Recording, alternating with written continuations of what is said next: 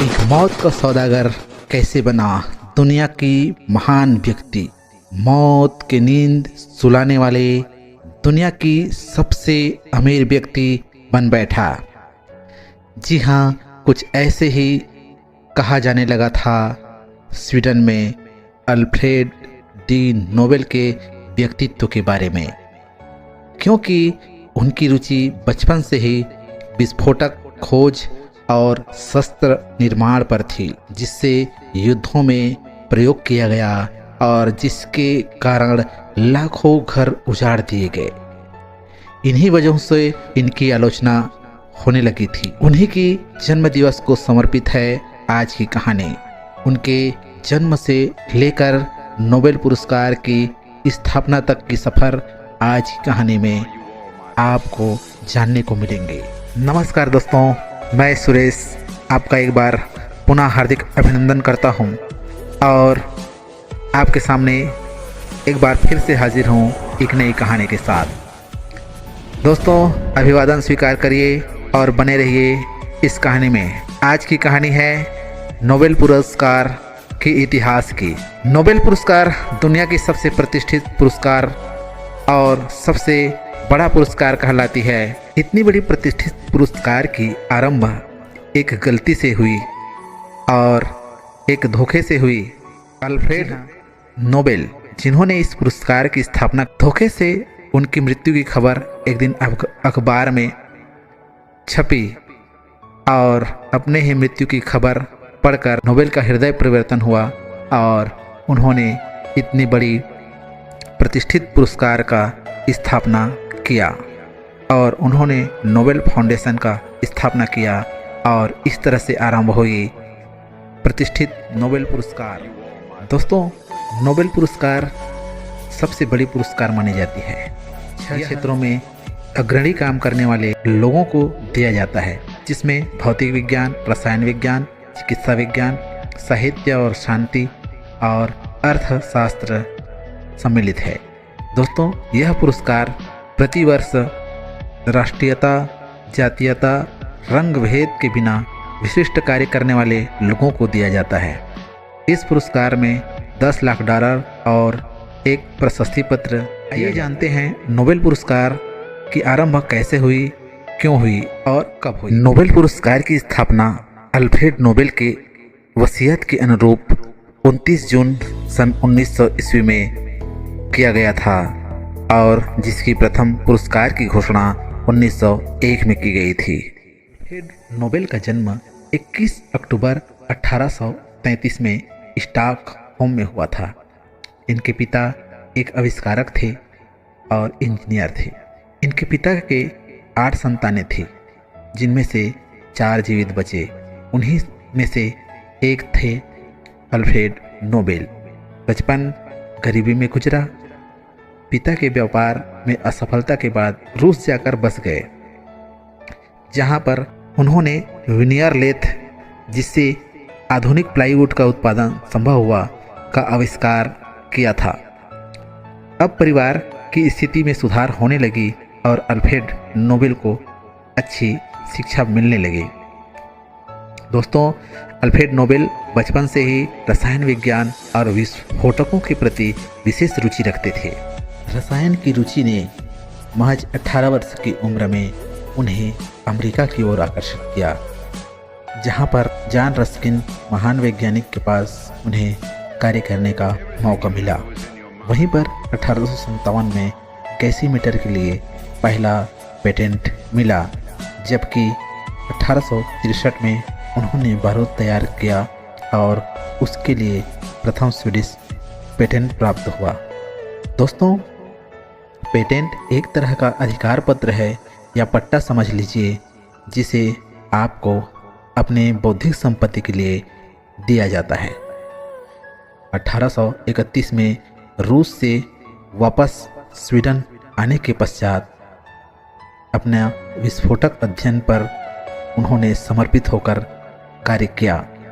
दोस्तों, नाइट्रोग्लिसरीन, जी हाँ, नाइट्रोग्लिसरीन, जिसका आविष्कार एस्केनियो सोब्रेरो ने किया था, उनके पास भी नोबेल ने उनके पास रहकर भी अध्ययन किया और उसी नाइट्रोग्लिसरीन पर काम करना शुरू किया। दोस्तों, नाइट्रोग्लिसरीन एक बड़ा ही विस्फोटक था और जिसके लिए एस्क्विनो सोब्रेरो को बहुत ही आलोचना किया गया था। नोबेल ने गहन अध्ययन किया और उसको सुरक्षित विस्फोट करने के लिए कार्य करना आरंभ किया और सन 1863 में एक डिटोनेटर और 1865 में एक ब्लास्ट कैप की जिससे नाइट्रोग्लिसरीन को सुरक्षित ब्लास्ट किया जा सके।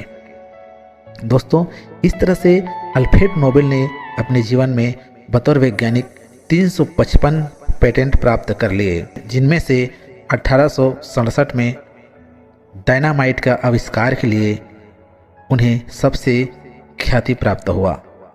दोस्तों, डायनामाइट के आविष्कार के बाद दुनिया में बारूद के क्षेत्र में भूचाल आ गया। इस डायनामाइट के आविष्कार से अपार धन संपत्ति कमाए, उनको सम्मान भी मिला। 1893 में डॉक्टरेट मानद उपाधि भी मिली। इनके ही द्वारा आविष्कार किया गया बैलिस्टाइड आज भी रॉकेट के प्रणोदक के रूप में काम में आता है। इस तरह से 355 आविष्कार, पेटेंट और 90 से अधिक शस्त्र कारखानों की स्थापना के बाद अपार संपत्ति अर्जित हुई।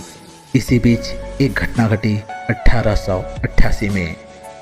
उनके भाई लुडविग नोबेल की मृत्यु हो गई, जिससे कई समाचार पत्रों ने गलती से अल्फ्रेड नोबेल की मृत्यु को छाप दिए। कई पत्रिकाओं ने अल्फ्रेड नोबेल की आलोचना करते हुए यह छापा कि मर गया मौत का व्यापारी। कई पत्रों में कहा गया डायनामाइट किंग नहीं रहे, तो कुछ पत्रों ने लिखा अल्फ्रेड नोबेल जो रास्ते खोजकर अमीर बन गए, पहले से कहीं ज़्यादा लोगों को मार डाला, कल मर गया। इस तरह से अपनी कई आलोचना भरे मृत्यु की खबर जब अल्फ्रेड नोबेल को मिली, वह गहरे चिंतन करने लगा और सोचने लगा, क्या दुनिया मुझे इसी तरह से याद करेगी? क्या मेरी अपार संपत्ति को लाशों के ढेरों में बनाई गई संपत्ति समझने लगेंगे? इस तरह से अल्फ्रेड नोबेल ने एक गहरा दुख हुआ और एक हृदय परिवर्तन हुआ और यहीं से नींव पड़ी नोबेल पुरस्कार की। दोस्तों, उन्होंने ठान लिया कि मेरे मृत्यु के पश्चात कम से कम एक बेहतर विरासत मेरे पीछे छोड़ो और इस तरह से 27 नवंबर 1895 को पेरिस के स्वीडन नॉर्वे क्लब में अपनी अंतिम वसीयत तैयार किया। अपने नाम पर नोबेल पुरस्कार के लिए अपनी संपत्ति का 94% एक बड़ा हिस्सा अलग रख दिया, जिससे राष्ट्रीयता, जातीयता, रंग भेद के बिना सालाना दिया जाएगा। इस तरह से सर्वप्रथम 3 क्षेत्र भौतिक विज्ञान, रसायन विज्ञान और चिकित्सा विज्ञान के लिए चुना गया।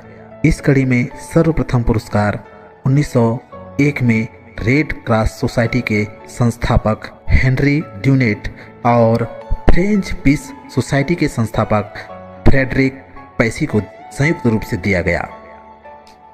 बाद में साहित्य और शांति को भी इसमें शामिल किया गया। सन 1968 में स्वीडिश बैंक, जहां पर उनकी संपत्ति जमा थी, अपने 300वीं वर्षगांठ पर भारी राशि नोबेल संस्थान को प्रदान किया और उससे ही अर्थशास्त्र के क्षेत्र में यह पुरस्कार दिया जाने लगा। नोबेल पर प्लास्टिक को इटली पर बेचने के लिए एक उच्च राजद्रोह का आरोप भी लगा, इसलिए इससे दुखी होकर वह 1891 में पेरिस से इटली चले गए, जहां पर 10 दिसंबर 1896 हृदयघात से उनकी मृत्यु हो गई। दोस्तों, दुनिया का सबसे प्रतिष्ठित पुरस्कार नोबेल पुरस्कार के जन्मदाता या संस्थापक अल्फ्रेड नोबेल आजीवन अविवाहित रहे और शोध में ही अपना पूरा जिंदगी बिता दिया। दोस्तों, इस तरह से अपनी ही मृत्यु की आलोचनात्मक खबर सुनकर